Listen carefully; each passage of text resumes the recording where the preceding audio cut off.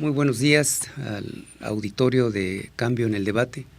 Son las 8:25 de la mañana, un poquito atrasados, pero en fin, ya estamos aquí con un día muy nublado, con muchos problemas de inundaciones por todas partes de la ciudad y con accidentes de tránsito. Así que hay que tener cuidado y manejar con mucha precaución para evitar estas situaciones que se están dando esta mañana lluviosa aquí en Morelia. Juan Luis, muy buenos días. ¿Qué tal, ingeniero? ¿Cómo está? Pues parece que fuera una herencia maldita el hecho de que México tenga vastos yacimientos petrolíferos. Hace ya muchos años Ramón López Velarde, en una de sus mejores poesías, indicaba que parecía que era una herencia del diablo los petróleos que están en el país. Pero así como esta riqueza enorme petrolífera tenemos, hay otras tantas en el país que se encuentran en todas partes, como son los yacimientos metalúrgicos en toda la República, que han dado ocasión a despojos de tierras comunales, tierras que pertenecen por herencia natural a las tribus originales de esta parte de América, de Norteamérica. Y se da en el caso de Nayarit, se da en el caso actualmente de los pueblos Pai Pai de Baja California, en donde se están rentando cerca de 62,000 hectáreas, que es una superficie, casi igual a toda la superficie del Distrito Federal.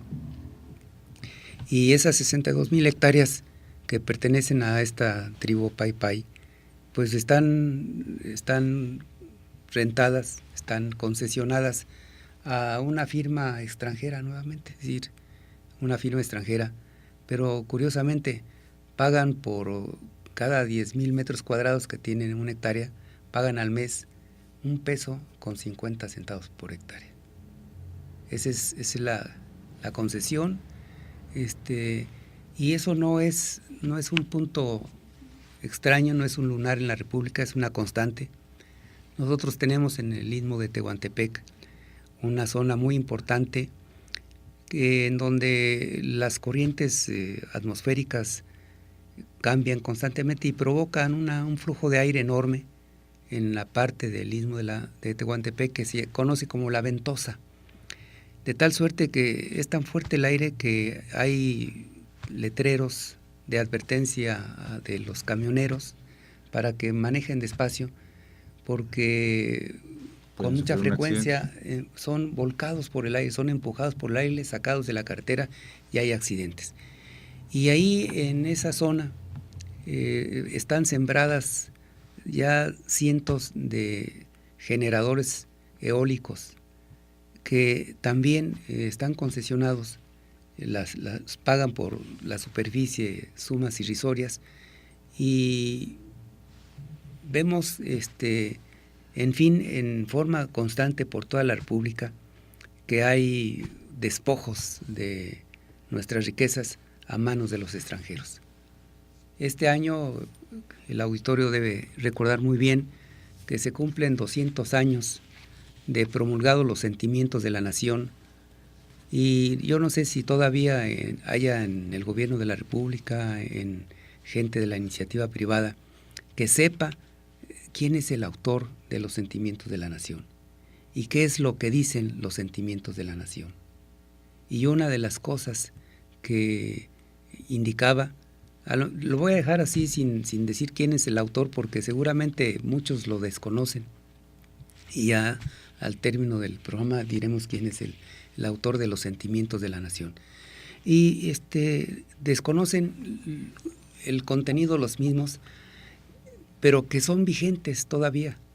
En uno de los puntos señalados ahí se habla precisamente del despojo, y no sé si tú traes alguna nota sobre que habla de los europeos, que de los europeos no pueden no puede seguirse permitiendo el saqueo de los recursos nacionales. Sí, aquí traigo mi pequeño acordeón y es un libro, es un documento que redactó un michoacano ilustre, ¿no?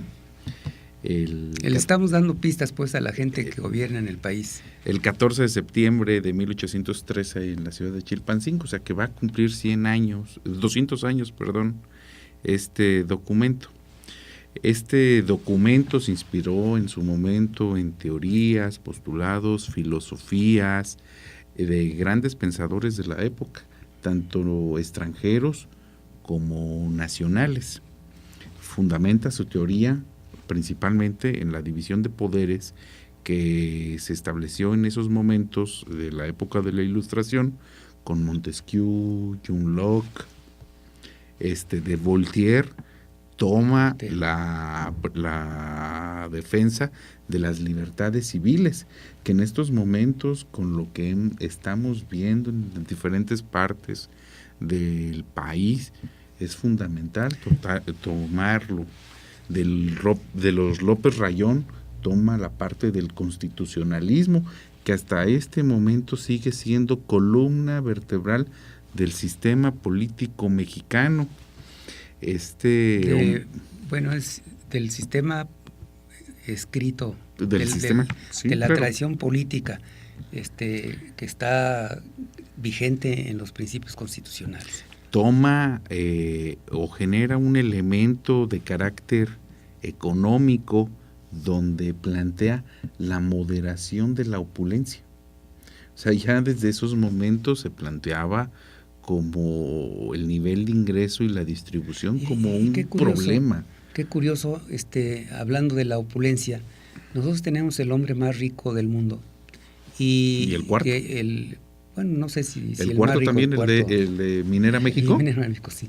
Bueno, pero refiriéndome a Slim, a los dos, son hombres que tienen una inmensa fortuna, que habría que indicar con más detenimiento cuál es el origen de la misma, porque no es que sea un mago el señor Slim, definitivamente no es un mago con una varita para haber hecho dinero en esa forma. Es decir, le entregaron la charola de plata y servida con las mejores frutas, y bueno, eso era un regalo y nada más fue madurarlo y estuvo, ¿no? Sí, claro. Pero hablando del hombre más rico del mundo y hablando precisamente de los sentimientos de la nación, él es dueño de una mina, de un yacimiento, tiene la concesión de un yacimiento mineral que contiene mucho oro y plata fundamentalmente, que se llama El Coronel, y que antiguamente se llamaba, me parece que es no sé, no estoy seguro, pero bueno, tiene el nombre es El Coronel. Y acaba de haber un conflicto en donde han sido despedidos todos los trabajadores por exigir que se respeten los contratos colectivos de trabajo. Y ya hay protección ahí para que no entren, y están en la calle los trabajadores. Es decir, el hombre más rico del mundo, que se ha hecho archimillonario con la riqueza de nuestro suelo, con las propiedades que una vez fueron del Estado mexicano y que fueron recuperadas por el Estado mexicano por quiebra de quienes las tenían. Todavía ese hombre, el más rico del mundo, niega las prestaciones esenciales de los trabajadores, y además tiene no sé cuántos miles de trabajadores en toda la República Mexicana vendiendo en las calles, en las esquinas de las calles, las tarjetas de teléfono, ¿no? Entonces, a mí me parece que es una aberración y seguramente yo creo que por eso no se ha hecho mucho ruido en el país en la celebración de los 200 años de los principios de la nación, pues porque pues no sé qué tendrían que decir, ¿no? en ese sentido. Pues Alejandro Humboldt, cuando visita la Nueva España en 1807, si no me equivoco la fecha, él plantea que es la Nueva España un lugar de las grandes desigualdades sociales. Vemos que 200 años después, un poquito más de 200 años después de su visita y 200 años del documento Los Sentimientos de la Nación, vemos que ese era un problema que queda plasmado en el documento, la distribución de la riqueza. Usted lo planteaba, somos un país sumamente rico, lleno de recursos de recursos minerales, hidráulicos, petroleros, pesqueros, forestales, pero ¿qué tenemos? Saqueadores, corrupción, desafortunadamente, ¿no? Sí, el panorama de nuestro país realmente es muy lamentable. Estamos hablando solamente de algunos pocos detalles, algunas cosas que suceden, como es en la minería, como es el olvido de los principios emanados por José María Morelos y Pavón en el año de 2013. Y esto que está sucediéndose en la parte del norte del país con relación a las minas, pues se ha repetido ya en el territorio de los Huixárica, en los huicholes de Nayarit, que tienen costumbres ancestrales y que los terrenos de ellos son sagrados, y entonces se han opuesto a que la explotación siga siendo irracional como hasta la fecha y en perjuicio de ellos, ¿no? Y no solamente de ellos, sino que el proceso de extracción de minerales pues hace que tengan un lavado determinado con químicos, que estos van y los descargan libremente. No hay plantas de tratamiento para recuperar esos ácidos que van a la tierra y las están destruyendo. Esa es la molestia de los Huixárica, es la molestia de todos los que han sido desprendidos de estos terrenos. Otro punto que a mí me parece muy importante de este documento es que la esclavitud se proscriba para siempre y que se eliminan en ese momento las distinciones de castas, quedando todos de manera igual.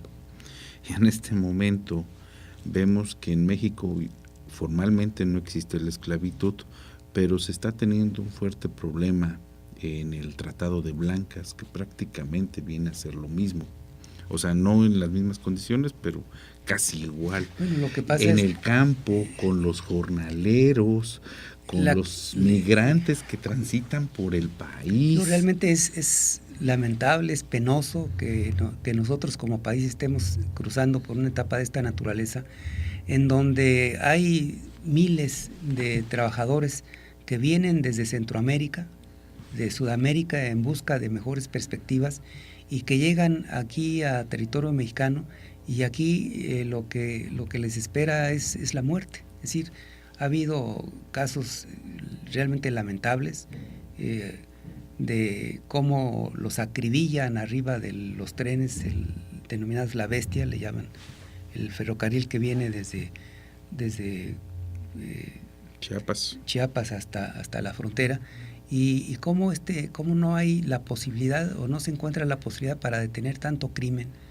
Es decir, cómo no se tientan un poquito, ya no digamos que lo analicen el corazón, de hacer tanto saqueo en el país, en el caso de Tabasco, de Granier, de tener ahí 80 millones de pesos almacenados en una casa, y todavía el Granier, el exgobernador de Tabasco, desde Miami, indica que él no es culpable de nada, que va a regresar a México porque él va a aclarar que pertenece a un partido político, que es fiel miembro de este partido, y que en consecuencia él no debe nada y que va a venir a presentarse. Es decir, el descaro absoluto todavía de la gente gobernante. Bueno, pero ese no ha desaparecido. Cansa esta situación, molesta, ya es una rutina en el país, y nada más para indicar una parte también muy importante de los sentimientos de la nación.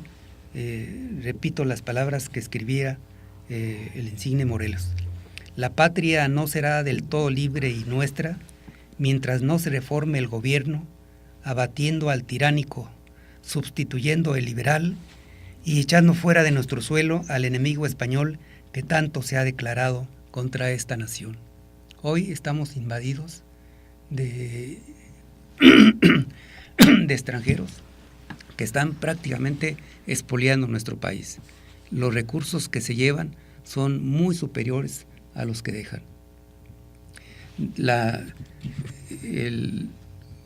Hace unos meses que tenemos un nuevo gobierno en el país. Uh-huh.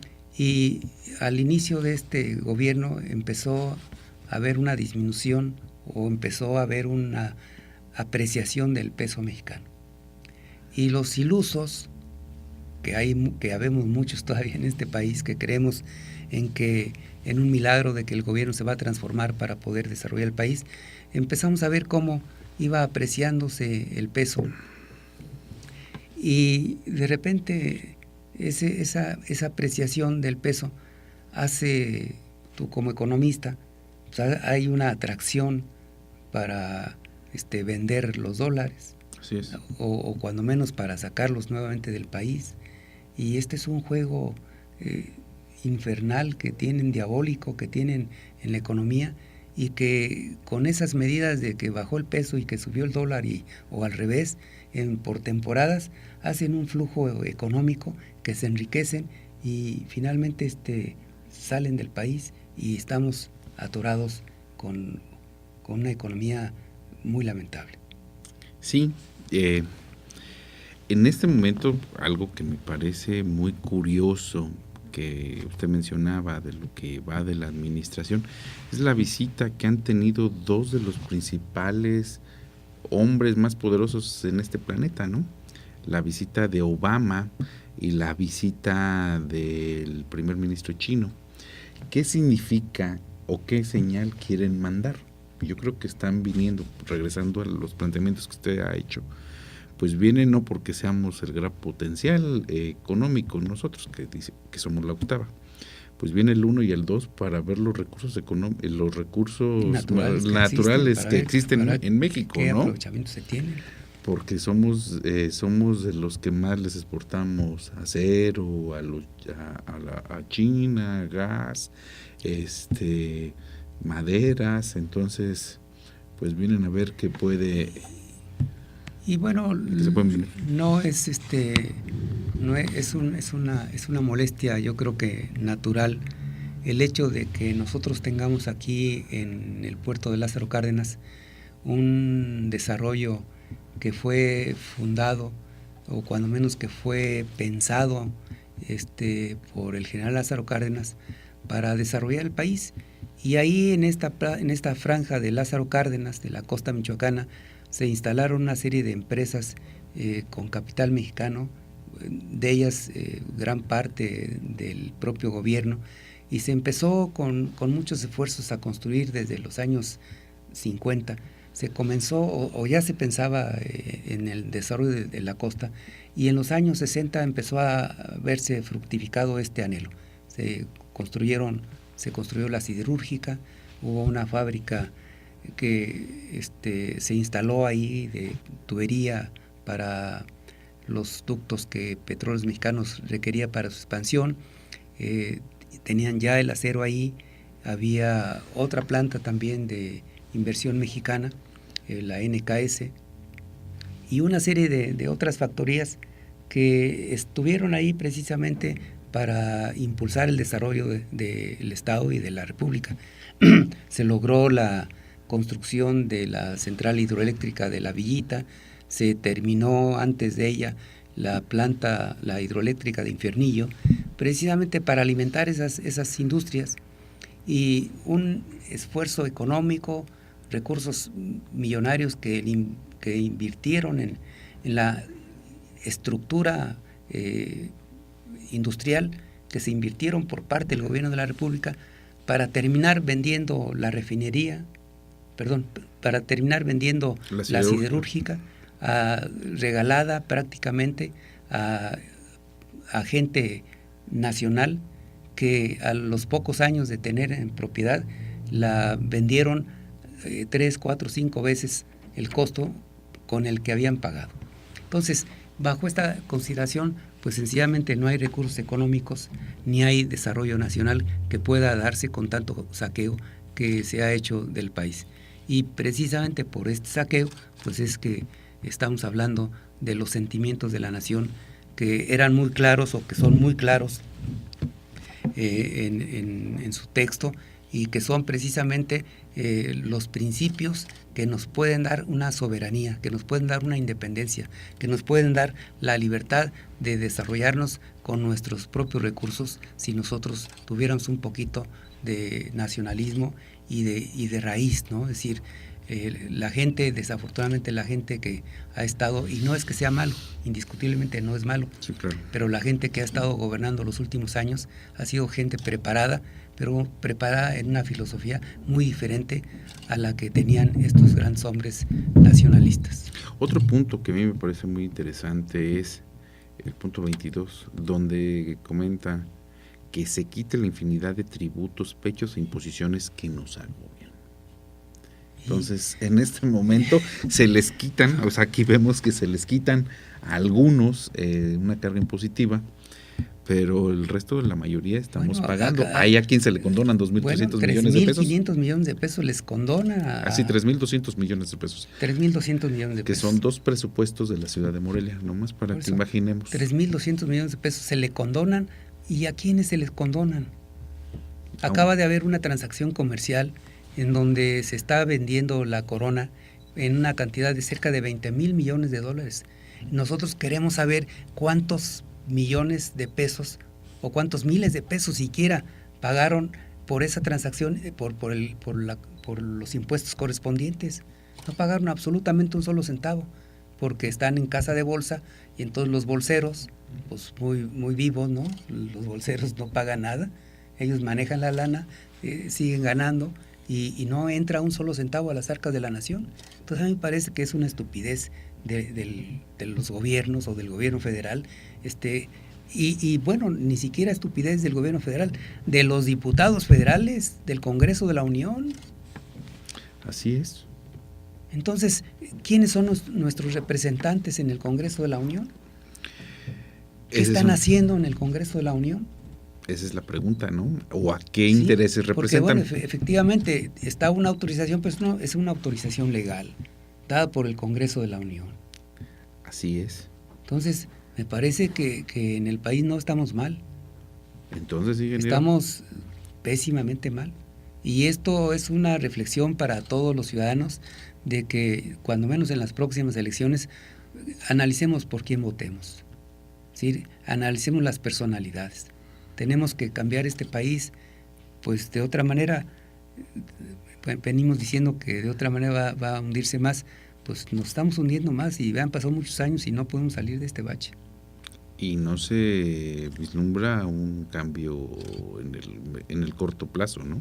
Así que bueno, en esta miscelánea de cosas que hemos platicado, pues va con el espíritu de que los que nos están viendo y nos escuchan, pues juntos hagamos un esfuerzo, una suma de voluntades, para que por grupos se vayan reuniendo, vayan comentando, vayan analizando, vayan discutiendo la serie de problemas y vayamos teniendo conciencia de lo que efectivamente está sucediendo en el país.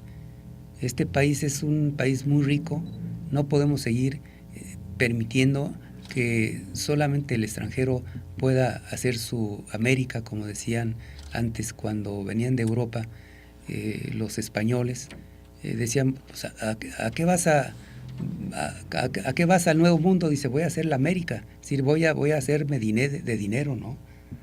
Entonces era el común, voy a la América, voy a hacer la América, y todos los extranjeros siguen viniendo a hacer la América, y vienen de muchas partes, un país que está en condiciones también pésimas económicas y sociales como es en España, pues sigue viniendo a hacer la América ahí con la industria eólica, los generadores eólicos, y nosotros seguimos entregando las tierras para que las expolien.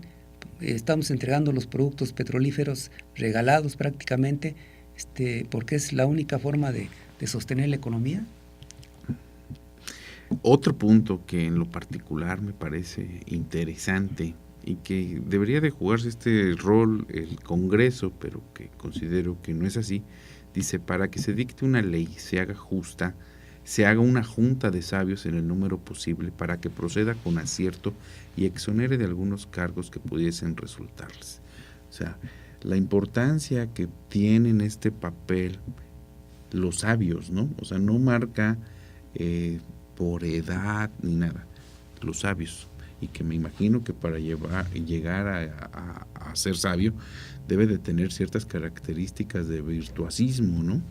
Y que en ese país pues prácticamente han estado desplazados y nada más escuchan a las personas que se tienen los recursos económicos, ¿no? ¿O cómo ve, ingeniero?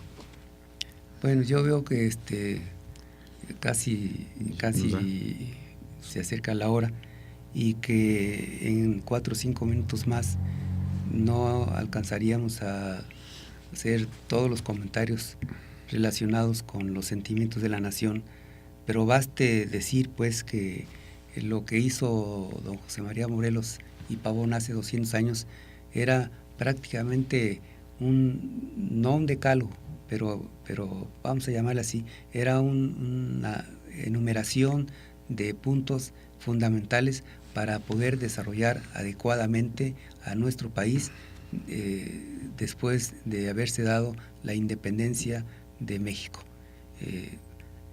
Una de las sentencias o una de las acciones que indicaba el general José María Morelos y Pavón y la leo de acuerdo a una de las tantas versiones que hay, porque los sentimientos de la nación fueron ampliados, corregidos. La idea general de Morelos fue muy sintetizada y después ya fue desarrollándose para llegar finalmente a cómo se postuló.